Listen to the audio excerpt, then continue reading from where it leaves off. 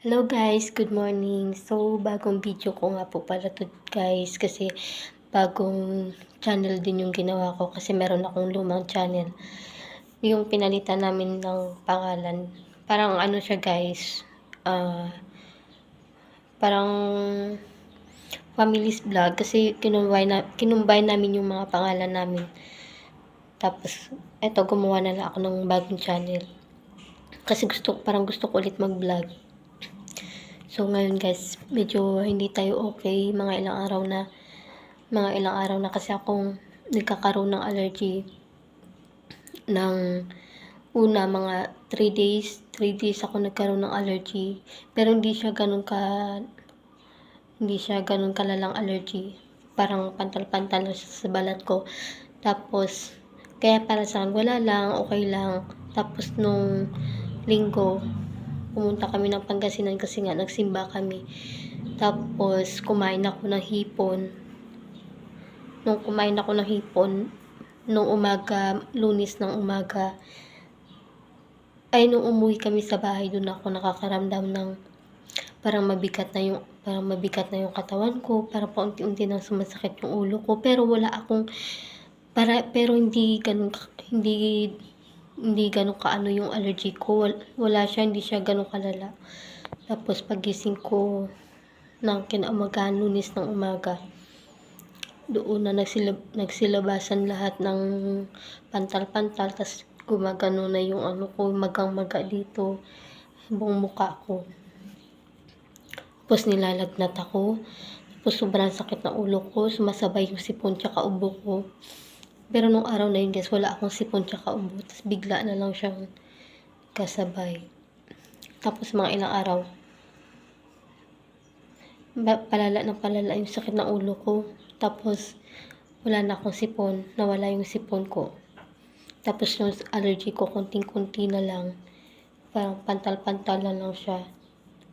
Tapos ngayon inuubo na lang ako pero wala na akong lagnat. Tapos nung kanina, uminom na ako ng cetirizine. Kaya kahit may mga lumalabas na pantal-pantal sa katawan ko, hindi siya kumakate kasi naaano siya ng cetirizine. Hirap kasi guys pag magkasakit ka, lalo na kasi hindi ako makakapag-inom ng gamot kasi nga pag uminom ako ng gamot, nagkakaroon din ng side effect yung gamot, nagkakaroon ako ng allergy. Mas mabilis kasi yung effect ng gamot kaysa sa mga pagkain. Yung gamot kasi pag uminom ako ng gamot, sabog agad, mamamantal agad yung mga balat ko. Pero pag mga pagkain, paunti-unti pa yan bago kanya pigain. Charot lang. So, ngayon guys, kami lang dito sa bahay. Naglilinis ako ngayon ng likuran. Nakapaglinis na ako ng kwarto sa taas. Kasi guys, kapag ihiga ko lang yung sakit ko, parang pakiramdam ko lalo siyang lumalala. Tapos pagdating ng hapon pala guys, nilalamig ako. Parang mga ganito na lang yung mga pantal-pantal sa akin guys. Yung mga naiwang pantal-pantal. Yan. Kanya na lang. Pero marami yan sa buong katawan. Pero okay naman ako.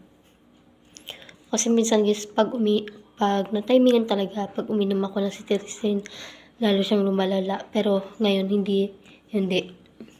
Namamantal lang siya, pero hindi siya makate. Tapos, hindi mainit yung katawan ko. Kasi guys, pag may allergy ka, sobrang init ng katawan mo. Parang nilalagnat ka, parang basta naiinitan ka kasi mainit yung allergy. Pag mayroon kang allergy. Natatakot na kasi ako guys, kapag nagkakaroon ako ng allergy. Kasi, yung allergy ko, dito yung nagsisimula dito yung pagkapantal-pantal niya, akyat sa muka, hanggang ulo yan guys, makati yan. Tapos, dito na yung panguli sa kamay, tsaka sa paa, sa tiyan. Kaya minsan nakakatakot kasi sa dibdib ko siya nagsisimula yung kati. Pero, okay naman siya kasi, mas maganda nga daw yun kasi nalalabas niya yung allergy sa naaano niya ba sa balat mo lang, hindi sa loob, kasi pag sa loob pwede kang hindi makahinga, pwede kang mahirapan huminga. Ganun lang yun, guys. Medyo medyo mahirap akong gamutin kasi yun nga, nagkakaroon ako ng mga side effect pag uminom ako ng mga gamot.